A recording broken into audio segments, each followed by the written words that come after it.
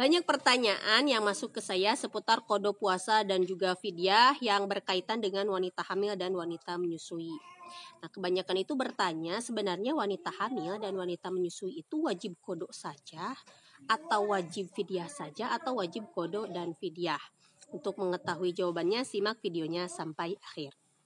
Nah, mengenai seorang wanita hamil atau seorang wanita menyusui, ketika dia bulan Ramadan, memang kan ada kewajiban puasa Ramadan ya untuk setiap muslim dan muslimah.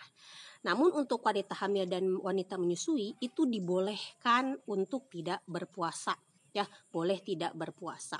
Namun ketika dia tidak berpuasa itu dilihat dari niatnya itu bagaimana ketika tidak berpuasa. Jadi di hatinya itu ketika tidak berpuasa itu maksudnya itu karena apa? Nah, misalkan ini dirinci ya, ada 3 bagian. Misalkan karena dia khawatir pada dirinya sendiri, ya, khawatir kalau nanti kalau misalkan puasa dia lemas, gak kuat gitu, berarti khawatir pada dirinya sendiri. Maka ini hanya wajib qada saja. Kemudian yang kedua, khawatir pada diri sendiri dan khawatir pada orang lain, maksudnya kepada bayinya. Nah, maka ini wajib qada saja.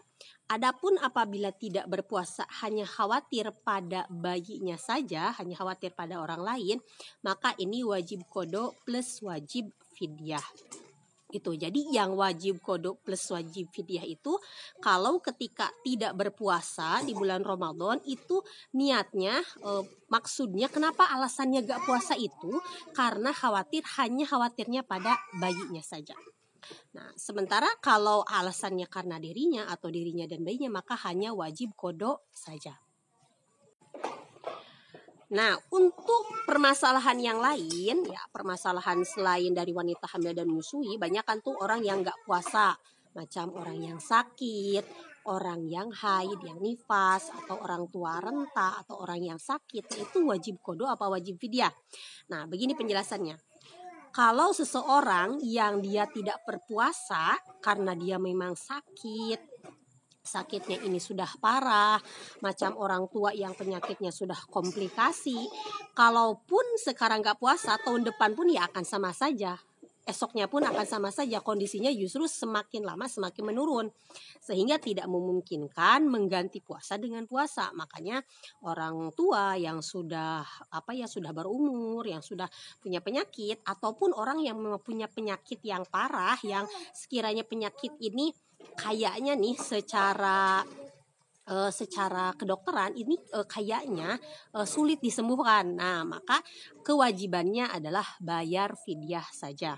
Adapun kalau orang yang sakit ya sakit biasa gitu ya, kayak macam batuk, pilek gitu. Itu kan kalaupun sekarang nggak puasa, besoknya kan kuat tuh puasa, maka wajib bayarnya pakai qada, bukan pakai fidyah. Nah, begitu pula wanita haid, wanita nifas itu ketika tidak puasa di bulan Ramadan wajib bayarnya itu qada saja. Cuma ketika seseorang yang tadinya kewajibannya hanya qada saja, orang yang sakit atau orang yang haid nifas, dia kan wajibnya qada saja nih. Orang yang sakitnya yang sakit ringan ya. Nah, kemudian dia nih mengakhir-akhirkan membayar qada sampai datanglah bulan Ramadan berikutnya. Dan dia masih punya hutang qada puasa. Tadinya nih hutang qada puasanya 10 hari, dia baru bayar 5 hari, berarti sisa 5 hari. Karena keburu datang bulan Ramadan yang lain ya, yang tahun ini, maka dia kena denda harus bayar fidyah per harinya 1 mud sesuai sisa hutangnya. Hutangnya tinggal 5 hari, berarti dia kena denda 5 mud fidyah ya. Dan 1 mudnya itu ikhtilaf para ulama.